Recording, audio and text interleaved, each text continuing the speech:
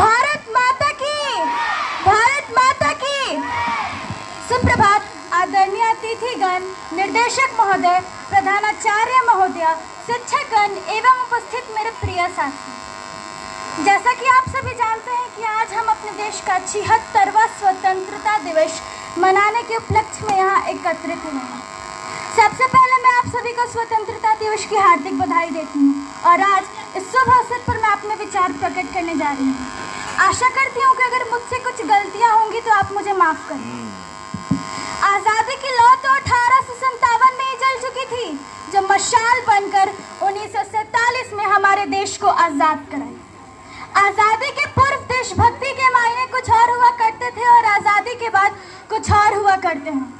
मैं नहीं मानती कि राष्ट्रगान के 52 सेकंड में सिर्फ खड़े हो जाना या वंदे मातरम, भारत माता की जय के जोरों शोरों से नारे लगाना देशभक्ति है।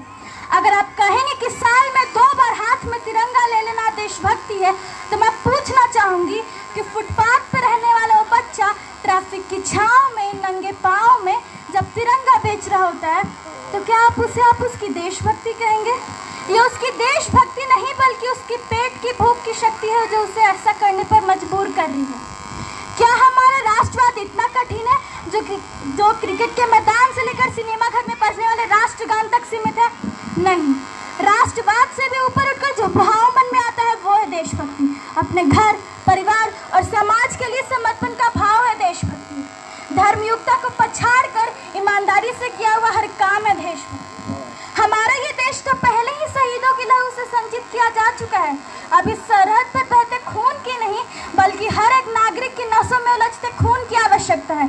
इसे आवश्यकता है एक ऐसी फौज की जो भले ही बलिदान ना हो लेकिन उसका हर एक फल, हर एक फूल भारत माता के चरणों पर अर्पित हो। यही कल्पना और संकल्पना का नाम है देशभक्ति।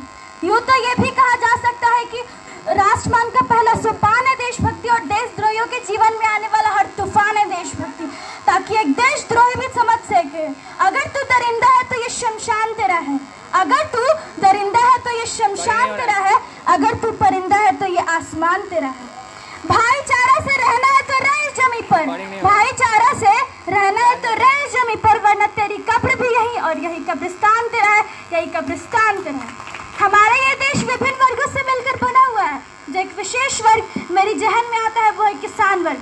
वही किसान जिसके कच्चे घर की छत टपकती है लेकिन फिर भी वो बारिश की दुआ मांगता है।